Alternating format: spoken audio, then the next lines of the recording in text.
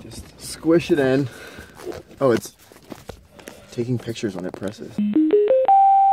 Hi, this clip goes a little bit more in the weeds in depth industry-wise with Hulu and Kerry and her industry. Enjoy.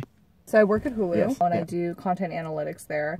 So that means anything from like TV shows that we're thinking about renewing to potentially buying a new film at a film festival. All the perks that come with that kind of job, like going to premieres. Or, I didn't. But I, you know, left that part out.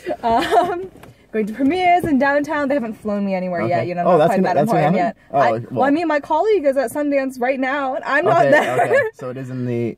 I hope it's in the pipeline. Yeah, I want to go. Future. I'm curious how. So you were in financial tech in your last role in San Francisco. How did that career transition happen?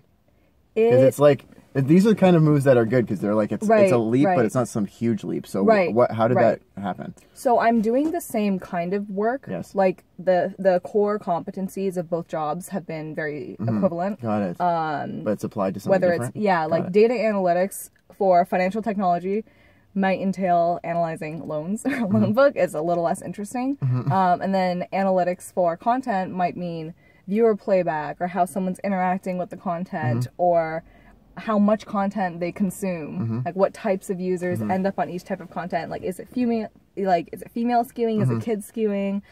Do people rewatch this 20 times? So it's the same skill set, but you have to think very differently about what kind of outcome you're looking for, what kind of answers you're looking for. And so that's how I sort of like framed the switch when I was teeing up myself for interviews and applying to these roles. So I was like, well, I work in tech. This kind of means I need to go for a streaming company, I think, because I also personally don't want to experience culture shock when I move to a different industry.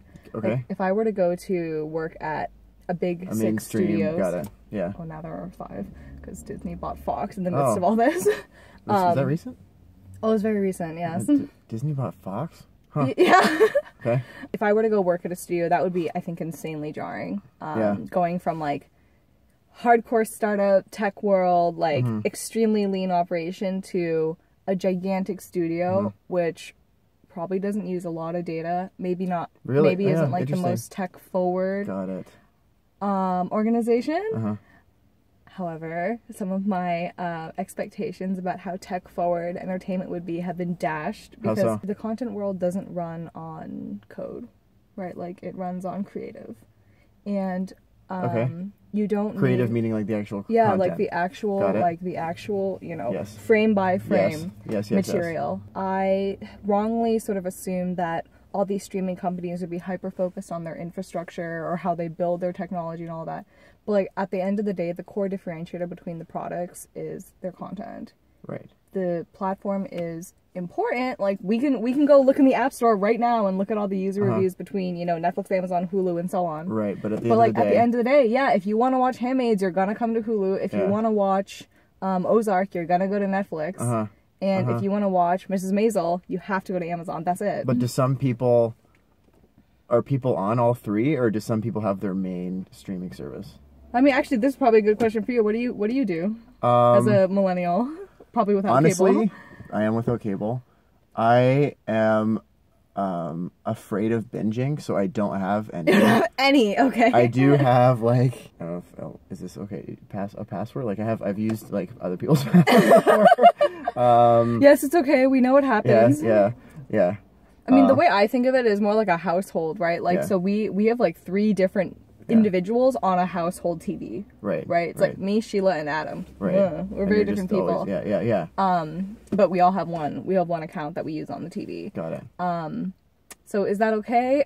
No comment. Yeah. Does it happen? Oh yeah, we know. We know. I don't think even Hulu is available in Canada, is it? No. Right. Well, so that cancels that one out. Amazon Prime, I'm definitely interested in trying. Yeah, Amazon Prime. And then Netflix is big. I'm afraid of Netflix because of the binging. Yeah. It's a lot easier for me to just abstain, like, and just not, rather than, like, go for a little bit and then stop. Would you believe I watch less TV now that I work at a TV company than before? Why is that?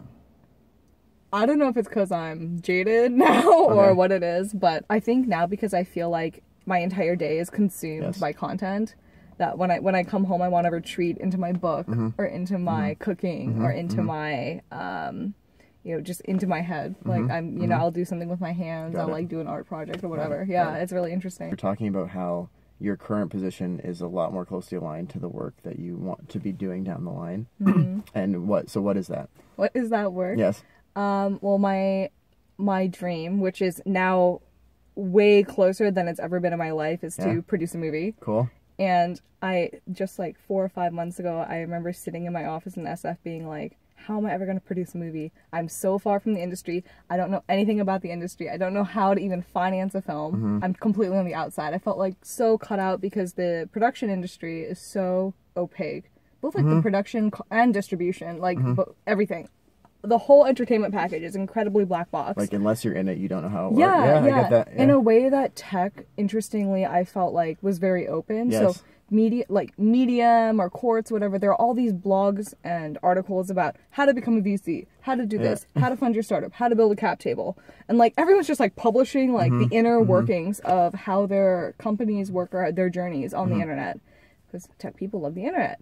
Entertainment people do not love the internet in the same way tech people do. So the same level of openness just wasn't there. And that was very foreign for me because I was used to sort of hyper transparency. And then now I fast forward and I'm here and on the inside and I'm like, I went from feeling totally in the dark, looking for the light switch, to like center stage. That's how I feel. That's a big difference. Big questions I could have never imagined I would have been answering just a few months ago. HBO had a quote recently that I thought was salient for all streaming players. More is not better. Better is better. And I think we are in the age of more is better. Yeah. Meaning just the number of shows? Yeah, the sheer volume of shows is mind-boggling right now. There was someone wrote a piece about one of our shows. It has Hugh Laurie in it. Hugh Laurie's the star. No one knew this show existed, but it's like Hugh Laurie fans should have been following it, right? Like everyone loves Dr. House. We had the show and it was on for 2 seasons and it got canceled. It didn't have enough of a following. Got it. It's been hard to figure out like what exactly are we competing for. Is it eyeballs? Is it devices? Is it awards? It's some combination. Doesn't it always come down to eyeballs? Well, it comes down, eyeballs is one thing, but people, not only do they need to tune in, they need to stay.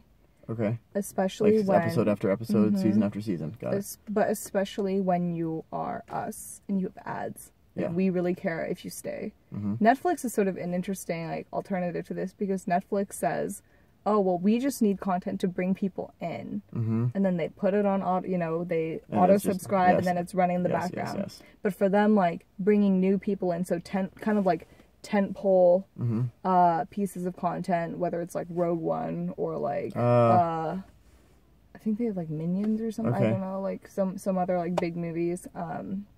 Or big TV shows, they need to bring people in that way. Just get them in the door, And Amazon is like, come in and then we're going to sell you content, but then we're also going to sell you like products. Toothpaste at the same time. If you're watching a movie about toothpaste. I hope you enjoyed that clip of Kerry. If you haven't seen the other one, click that somewhere on here, or watch something else that I've made, or something else on YouTube, or just turn off YouTube, go outside, go play.